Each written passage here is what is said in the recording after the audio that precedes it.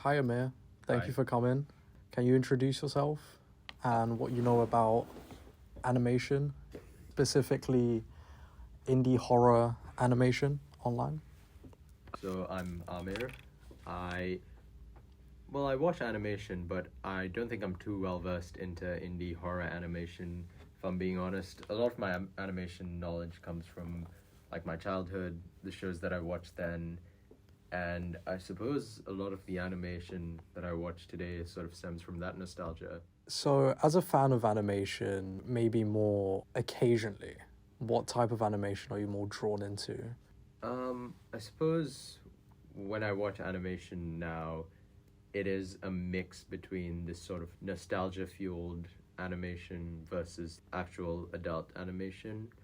What I mean by that is a lot of the shows that I go back and watch are sort of like shows that I enjoyed as a kid.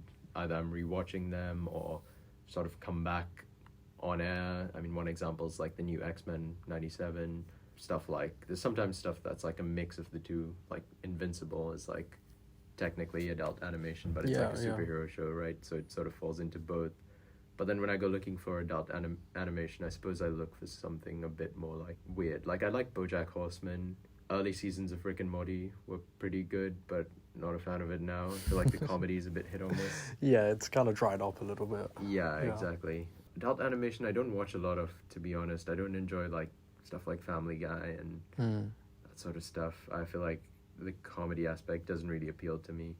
Do you think like more successful shows like maybe Rick and Morty or Invincibles kind of maybe tap into, as you say, nostalgia or fan of animation as a child Yeah. with a darker or more adult twist? Do you think Yeah. that's why it's so successful? Yeah, I think so. I think it provides that escapism that we all look for in like film and television. But I feel like in every way it needs to evolve with the times.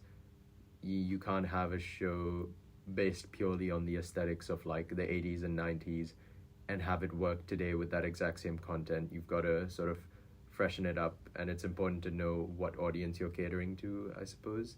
I mean, with certain shows like Invincible, obviously the source material is supposed to be dark and gritty, so there is like no other way to do that. But yeah, with other shows, I feel like that's how it is.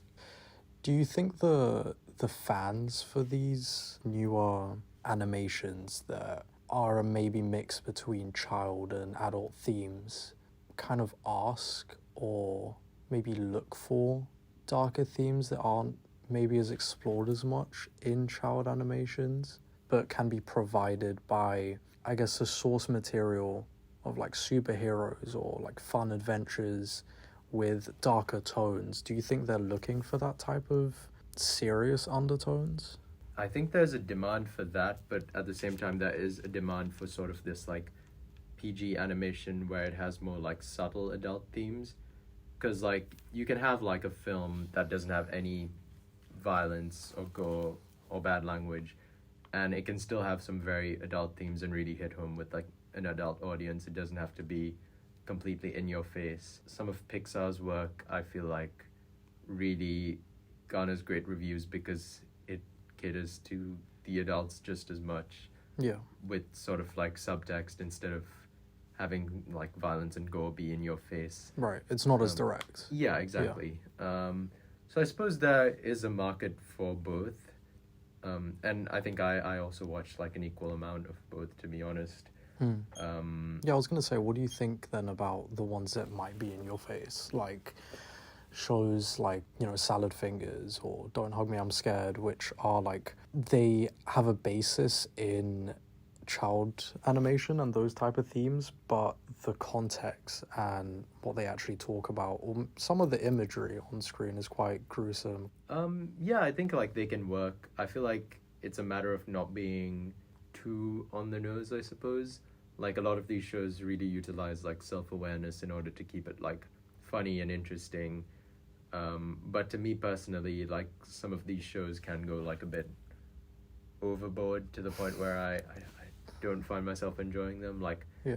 stuff like South Park and Family Guy, like the humor is so in your face. There's absolutely no nuance towards it. It's yeah, I just don't enjoy watching it. It makes you feel, It's kind of overboard. yeah, with it it, kind of makes you feel a bit stupid, I guess. yeah. Okay. Oh man, it looks like it's closed. I guess we'll have to take the bird. Bird? Bird.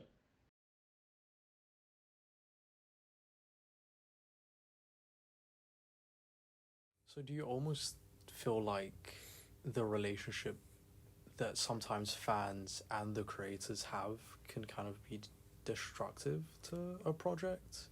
I suppose it depends, you know, because like with like an indie animator, your fan base would be quite small and like tight knit. And I feel like if you have an open channel of communication with them, they would understand your work pretty well. And I feel like obviously that's very, very different when it comes to big studio films in which the fan base is massive and a lot of the fans are not as clued in to sort of like the creative process that goes into it. And so when big budget films try to sort of please their fans, they're never really going to please everyone because the fan base is so big. It's so massive. Yeah, but when it comes to like an indie animator and the fan base is like clued in on what everybody sort of wants and expects, and also sort of what changes they would like to see, I feel like that could be very constructive to these animators because of the channel of communication they have. Yeah. So that kind of scene will more or less always survive just because Yeah. just because I think fans as well kind of look for smaller projects or just fresh ideas that kind of come with indie projects, right? Yeah. And I think like there's a big demand for fans to see like fresh stuff. I mean, in like the 2010s we saw like the rise of like Marvel and Marvel Cinematic Universe, and then after sort of like 2019 and the pandemic, it started dipping down quite a bit, and then A24 sort of became like, I want to say like, yeah, like the big new sort of thing, because in a way like that A24 label is starting to become like a hype machine that sends people to theaters because it's like, oh, I'm gonna go see some weird shit, right? And they have a very, very good track record, and like they have like a series of filmmakers that have proven time and time again that they can tell new and original stories. Exactly. And so I feel like viewers want to see that kind of story, and even if the production company goes mainstream, they will look beyond it to find stuff that they're interested in. And the way they'll look for it is not through production company, but through the individual creators themselves. The writers. The writers, the directors. Okay. Okay, thanks, Amir. I think that's all we have time for today. Thank you for coming. Bye. Thanks.